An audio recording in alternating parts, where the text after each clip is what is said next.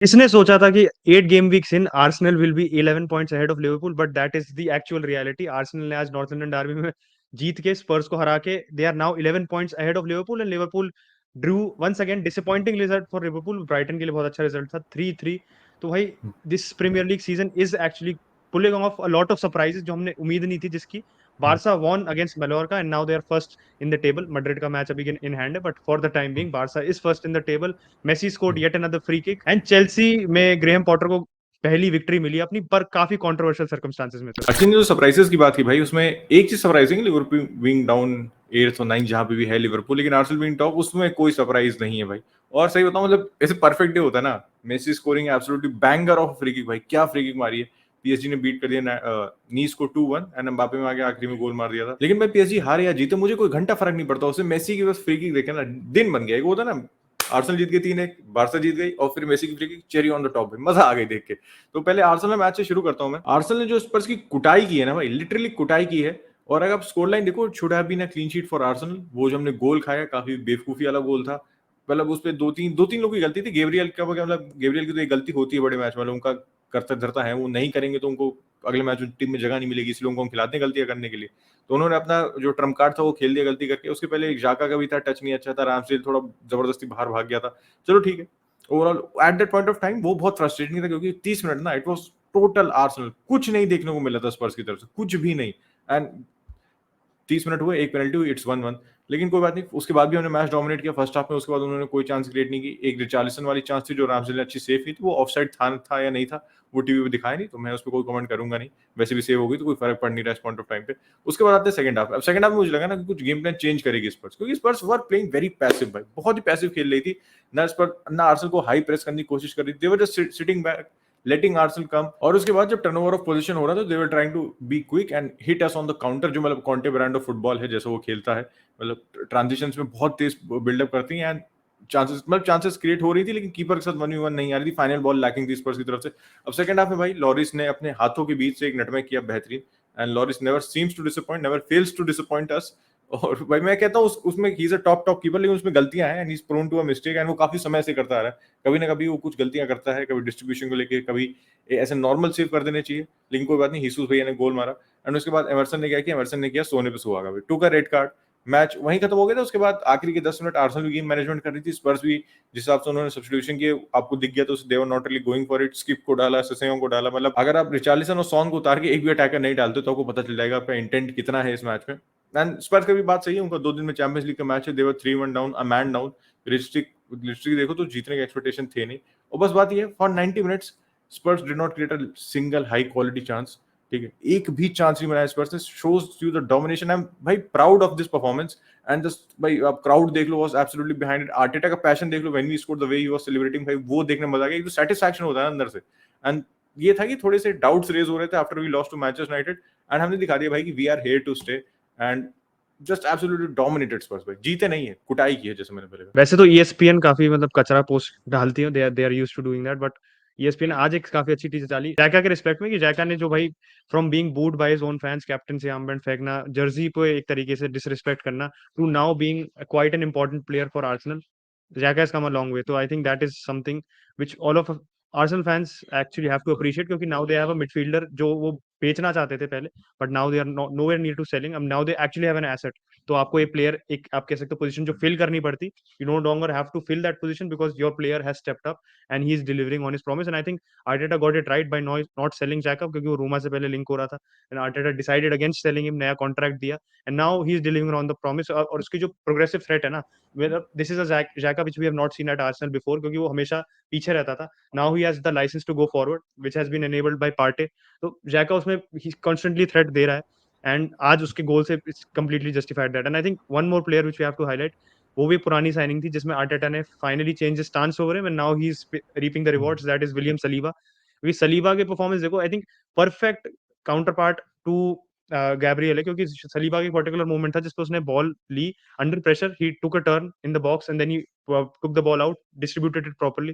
तो that is something which we have to obviously compliment Saliba about, because Gabriel जहाँ पे थोड़ा सा हॉट हेडेड हो जाके कभी कभार मोमेंट ऑफ मैडनेस उससे आ जाती है, जैसे आज आई थी, दैट सलीबा के पास वो है कि ही is not, despite being young और इतना आप कह सकते हो इनएक्सपीरियंस होने के बाद भी उसमें वो आप मैच्योरिटी, गेम में मैच्योरिटी है कि वो he knows what decision to make, and I think that helped Arsenal really today. And Arsenal का एक और अच्छी चीज मुझे मिली, तो सॉन और केन को काफी अच्छे से न्यूट्रलाइज करा था आर्सेनल ने। Son at some moments very drifted inside, but उसकी पासिंग ऑप्शंस बंद करने में Arsenal was very quick to do that, और सॉन इतना इफेक्टिव नहीं हो पाया आज, जबकि मतलब he had some opportunities to impact the game.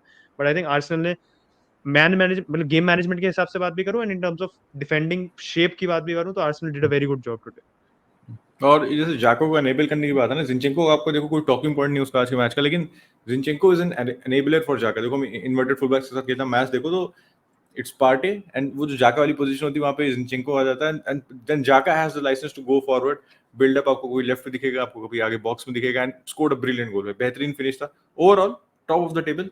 And दूसरी टॉप ऑफ द टेबल की टीम की तरफ चलते, दैट इज ऑब्वियसली बार्सिलोना। अब मलोरका से मैच था, सबसे बड़ी दिक्कत ये थी कि हम बैकलाइन क्या खिलाएंगे, तो बैकलाइन भाई जॉर्डी अल्बा थे, पीके थे, क्रिस्टेंसन थे, एंड बाल्डे को राइट बैक खिलाया गया था। तो मैंने बहुत दिन बाद शायद कोई left footer at right back देखा होगा। राइट फुटर लेफ्ट बैक आपको देखने को मिल जाता है, लेकिन left footer at right back Roshan Singh को देखा बस मैंने इंडिया के लिए, उसके अलावा शायद मैंने ब्रीफ रीसेंट मेमोरी में किसी को नहीं खेलते हुए देखा। ओवरऑल परफॉर्मेंस की बात करें तो परफॉर्मेंस बहुत अच्छी थी नहीं। हम इंटरनेशनल ब्रेक के बाद वापस आए थे, काफी सारी इंजरीज है टीम में, ये जो प्लेयर है साथ खेले नहीं बैकलाइन में एक साथ, ये बात तो देखने में ऑब्वियस लग रही थी भाई। एंड मिडफील्ड की भी बात करें, मिडफील्ड में भी फर्स्ट टीम नहीं खेल रही थी हमारे पास। कैसी था मिडफील्ड में, जिसने इतने स्टार्ट किए नहीं बार्सिलोना के लिए, ठीक है। और जब पेड्री नहीं होता है मिडफील्ड में तो आपको पता है Pedri holds everything, Pedri is like a glue to the midfield. Control की बात कर लो, अगर पेड्री नहीं रहता तो दिखता है वो। तो और कैसी हो Pedri are poles apart, they are very two different kinds of players भाई। तो कैसी था वहां पे, बुस्केट्स था, गैवी था, और अप टॉप लेवेंडोस्की, फाटी on the left and Dembélé on the right. फाटी का ये है, फाटी का भी is not fully fit. Assist अच्छा था उसका, लेवेंडोस्की का भाई क्या फिनिश किया था भाई लेवेंडोस्की ने, वो होता है ना स्ट्राइकर्स फिनिश एकदम, जो होता है एलीट नंबर 9 जो गोल मारते हैं ना, वो वाला फिनिश था लेवेंडोस्की का एकदम। और बस एक मेरी लेवेंडोस्की की रिक्वेस्ट है कि जैसा आज फिनिश किया है ये थोड़े बड़े मैचों में हमें दिखाएं, क्योंकि कभी कभी आप लैकिंग होते हैं बड़े मैचों में। बायर्न के लिए भी लैकिंग थे, बारसा के लिए भी आप बायर्न वाले मैच में लैकिंग थे, तो बड़े मैचों में ऐसे फिनिश दिखा, उसके लिए बहुत जरूरत है। अब यहाँ से थोड़ा सा फोकस करो इंटर वाले मैच में ना, कि बैकलाइन हमारी क्या होने वाली है। And second was fantastic again today भाई। एक वो फर्स्ट हाफ में चांस था जिसमें कह सकते हो बार्ले वाज कॉट स्लीपिंग, पीछे से उसके लेफ्ट बैक आया एंड ऑलमोस्ट स्कोर कर दिया था, उसका कनेक्शन हुआ नहीं। अच्छा, लेकिन टेस्टिंग का अच्छा सेव था, उसके अलावा मलोरका ने कुछ क्रिएट किया नहीं। इन द सेकंड हाफ मतलब एकदम एंड में एक चांस थी जो 1-1 हो सकता था, लेकिन पास सही नहीं आया वहां पे, तो वहां पे हम बच गए। उसके अलावा we are all safe. And एक और क्लीन शीट आ चुकी है भाई बारसा के लिए, 7 मैचेस हो चुके हैं भाई, 6 में क्लीन शीट है, 19 गोल स्कोर्ड, 1 कंसीडर्ड। तो भाई डिफेंस फॉर्म में है, टर स्टेगन सबसे अच्छे फॉर्म में, उसका डिस्ट्रीब्यूशन आज भी ऑन पॉइंट था। बस ये मैं इंटर वाले मैच में ब्रीफली बात करूंगा कि अब देखो राइट बैक उसमें कौन खेलेगा। मैं वहां पे जॉर्डी अल्बा को नहीं खिलाना चाहूंगा, क्योंकि जॉर्डी अल्बा अगेंस्ट डम्फ्रीज, आपको पता who is winning that battle. मैं नहीं कह रहा हूँ बार्ले भाई इतनी उसमें एबिलिटी है कि डम्फ्रीज को रोको, क्योंकि डम्फ्रीज पे 6-2 इतना वेल बिल्ड बंदा आप पे दौड़ रहा, तो उसको रोकना मुश्किल होगा। लेकिन I will back barley rather than banking Jordi alba. Marcus Alonso भी है, लेकिन मार्कस अलोंसो मेरे ख्याल से उस स्पेस से लिव नहीं कर पाएगा, क्योंकि there is no Araujo next to him, जैसे बायर्न वाले मैच में था। ये there is no Kounde next to him. तो देखते हैं किस लाइनअप के साथ जाएंगे भाई हम, क्रिस्टेंसन कैसे डील करेगा। Christensen is also at dealing with pace, he is not the best right back उस मैच में। देखो क्या पता हम रोबर्टो को खिला लें, क्योंकि आज आया तो था ब्रीफली, लेकिन देखते हैं it's too soon to talk about it. वापस आते हैं भाई लिवरपूल वाले मैच में, और ट्रेंट पे थोड़ा सा फोकस करेंगे, क्योंकि वो भी एक राइट बैक है।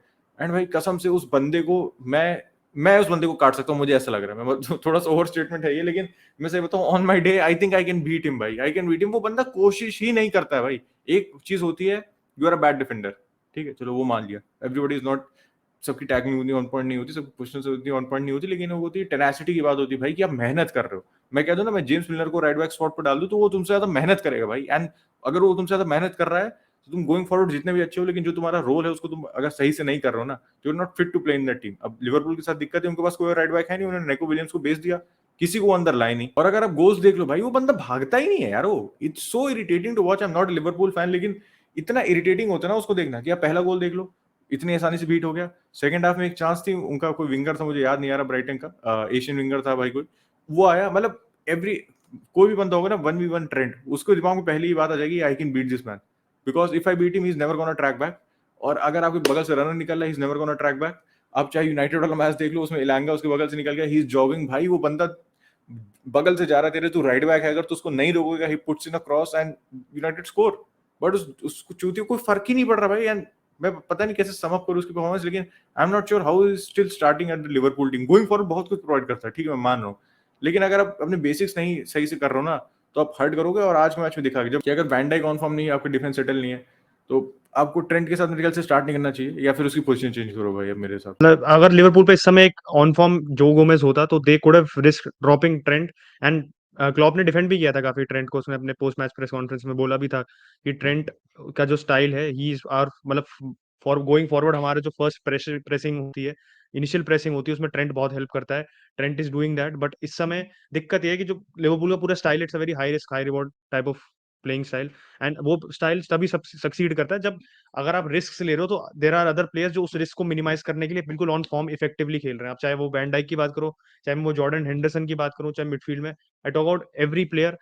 सबसे बड़ी दिक्कत इस समय लिवरपूल के साथ ये है कि most of the important players जो आप कह सकते हो कि अदर दूसरे प्लेयर्स को एनेबल करते हैं, जैसे हमने आर्सेनल के मैच में एनेबलिंग की बात की थी, इस मैच में जो एनेबलर्स हैं, Jordan Henderson is an enabler of Trent, van Dijk is an enabler of Trent, क्योंकि ट्रेंट मोस्टली करता क्या है, वो एक डिफेंडर की तरह वो एक मिडफील्डर की तरह एक्ट करता है, इन्वर्टेड खेलता है वो, तो वो normally he is not in the position जिसमें आप एक राइट बैक को एक्सपेक्ट करोगे होना। तो उससे क्या होता है कि वो जो बहुत स्पेस होता है between his right centre back and Trent, वो बहुत वेकेट करता है। एंड इस समय क्या हो रहा है कि नॉर्मली हेंडरसन उस जगह स्वीप अप करने के लिए तैयार रहता है, but Henderson is not in the best form, वो इंजरी से भी वापस आया है। आप चाहे वैन डाइक को देख लो, वैन डाइक का पोजिशनल सेंस और एक तरीके से जो पूरी बैक लाइन को होल्ड करता था ना वो, क्योंकि हमने पहले देखा था ट्रेंट जब स्ट्रगल कर रहा था जब वैन डाइक था नहीं, अब वैन डाइक के आने के बाद भी ट्रेंट स्ट्रगल कर रहा है, तो it's clearly a drop off from not just Trent but also van Dijk, क्योंकि वैन डाइक का वो जो positional reading of the game एक वो होता है ना, बीइंग फर्स्ट इंस्टिंक्ट, उसका थोड़ा हैम्पर हुआ है इस सीजन, बिकॉज आप देख रहे हो कि players are able to double up on him and he is caught out of position. चाहे वो नेपोली वाला मैच आप चैंपियंस लीग में देख लो, चाहे आप फुलहम के अगेंस्ट देख लो, बहुत सारे ऐसे इंस्टेंसेस हैं जिसमें he is not been able to catch hold of the winger, उसके बगल से निकल गया, उसे पता ही नहीं चला है, और इसलिए वो थोड़े ऐसे नॉन कैरेक्टरिस्टिक फाउल्स भी करता है, जिसमें उसने पेनल्टी भी दी थी फुलहम को। इस मैच में भी देखो तो एक पर्टिकुलर मोमेंट पर बॉल उसके पैरों के बीच में से चलेगी, ऐसा भी नहीं था, बॉल बिल्कुल बहुत क्विक वेरी क्विकली विप्ड इन, क्या वो रोक ही नहीं सका, he was not switched on. तो वैन डाइक स्विच्ड ऑन नहीं है, तो ट्रेंट बिल्कुल आप कह सकते हो ट्रेंड की फ्रेलिटीज है ना, जो ट्रेंड की जो ड्रॉबैक्स है वो कमियां और उभर के हमारे को दिख रही है, and that is hampering Liverpool. क्योंकि ब्राइटन को देख लो, ब्राइटन ने क्या करा, Trossard as a left wing back start किया था, but he was coming inside, वो ऑक्यूपाई कर रहा था स्ट्राइकर को, वेलबैक बाहर ड्रिफ्ट कर रहा था, and they were having another midfielder outside जो कभी बार काइसीडो जा रहा था उस तरफ, तो they were doubling up on Trent. Trent पे डबल अप करा, वहां पे स्पेस था, और स्पेस था, मैटिप ने जो विकेट किया था, मैटिप और वैन डाइक के बीच में इतना स्पेस था, तो players can come in. And सबसे बढ़िया चीज जो ब्राइटन ने की, they were quick with their passes, उन्होंने देखा कि आपको you have to have that combination play to break down side, जिसमें आप कह सकते हो जो स्पेसेस छोड़ रही है, एंड वही हुआ पहला गोल। अगर आप दूसरा गोल देखो, सॉली मार्श ने तुरंत बॉल दी, बिल्कुल फर्स्ट टाइम बॉल दी उसने ट्रॉसार्ड को, ट्रॉसार्ड ने, मैटिप को हवा नहीं लगी, van Dijk was too far from and Trossard finish. आप सेकंड गोल भी देखो तो ट्रॉसार्ड आ गया बॉक्स में, कोई से मार्क ही नहीं कर रहा है, वो बॉल एक बंदे से लग के आ गई उसके पास, and nobody is there to stop his the ball coming in, and that is obviously going to happen, you're going to concede so many goals, and इसलिए Liverpool is ninth in the table right now, क्योंकि Liverpool जो आप कह सकते हो जो उनका system था बहुत ब्रोकन है इस समय, एंड चाहे थियागो भी वापस आ गया, हेंडरसन भी वापस आ गया, दे हैव टू, उनका डिफेंस जो फाउंडेशन सेट करता है पूरे सिस्टम की, वो डिफेंस बहुत वीक है, not just Trent but also van Dijk. Matip just वापस आया था, मैं मैटिप की ज्यादा गलती नहीं कहूंगा, बट एक वो जो एक कह सकते हो इंजरी से hampering their game, but players जो हैं वो भी अप टू मार्क परफॉर्म नहीं कर रहे हैं। और उस बैक फोर या बैक फाइव में एलिसन अभी भी लिवरपूल को बहुत बार बेल आउट कर रहा है, उसने 10 मिनट के अंदर Liverpool conceded one, but he made two fantastic saves भाई। सेकंड हाफ में डैनी वेलबैक का एक हेडर था जो उसने बहुत ही बढ़िया बचा था, फर्स्ट हाफ में भी डैनी वेलबैक का हेडर बचा था, ट्रॉसार्ड के उसके बहुत सारे सेव थे, तो he still doing his job right. लेकिन जो उसका आगे का डिफेंस है ना, मतलब इट्स नॉट परफॉर्मिंग अच्छी ना, सम अप कर ही दिया उसको। आते हैं चेल्सी वाले मैच की तरफ। देखो चेल्सी वाले मैच की हम लोग ब्रीफली बात करेंगे, मेनली हैंडबॉल पे फोकस करेंगे। तो सचिन, क्या थी हैंडबॉल वाली controversy, and did Graham Potter get lucky today? Graham Potter lucky तो डेफिनेटली था, एंड एक एक्स क्रिस्टल पैलेस प्लेयर ने ही उसको जिता ही वन इन द मैच, बहुत बढ़िया फिनिश था भाई, मतलब प्रॉपर फीफा का जो फिनिश शॉट वाला जो होता है, that was a great goal from Conor Gallagher, and I think उसको जरूरत भी थी उस गोल की, क्योंकि he had not been having the best performances for Chelsea and he really needed that. But handball की मैं अगर बात करूं, मेरे को तो क्लियरली हैंडबॉल लगी थी, I don't know VAR check हुआ था उसके बाद, it's still not given, and obviously Patrick Vieira match के बाद प्रेस कॉन्फ्रेंस में उसने बोला भी था कि यार I don't understand this decision by the referee, और उसने ज्यादा बोला नहीं उसके बारे में, क्योंकि पता है फाइन लग जाता है, मोरिनियो भाई तो है नहीं जो फाइन सीधे पैसे दे के दे देते हैं, सैलरी नहीं है हमारे वियरा भाई की, बट वहां पे लेटा हुआ है Thiago Silva, he is clearly trying to stop the ball, influence the ball, he knows what is doing with his hand, ऐसा नहीं है कि भाई गलती से हाथ लग गया, मतलब दिख रहा है कि वो स्ट्रेच कर रहा है ऐसे हाथ जाके, तो मुझे समझ नहीं आया कि what the referee saw, obviously inconsistency with VAR decisions is what the Premier League is all about. VAR की कंट्रोवर्सी हर हफ्ते होती है कुछ ना कुछ, and this is yet another controversy जिसमें आप कह सकते हो Crystal Palace were the but were unlucky to actually get a loss today, क्योंकि they deserved a draw at least out of the match. उन्होंने बहुत अच्छे से कोप अप किया था चेल्सी के साथ. चेल्सी की ज्यादा बहुत चांसेस नहीं थी. Yes, they did threaten with Reece James. Aubameyang got his first goal, but I would say कि क्रिस्टल पैलेस ने काफी अच्छा काम किया था. And if Thiago Silva got that red card, they would have easily gotten a draw, और क्या पता जीत भी जाते. सही बात. तो boys that's it for this video भाई. अगर आप संडे लीग पंडित में नए हैं तो hit that like button, hit that subscribe button, bell icon को ऑन कर देना, वरना जब वीडियो आएगा तो पता नहीं चलेगा. तब तक के लिए take care boys, will catch you tomorrow. Bye bye and hopefully City जीतती भाई कल.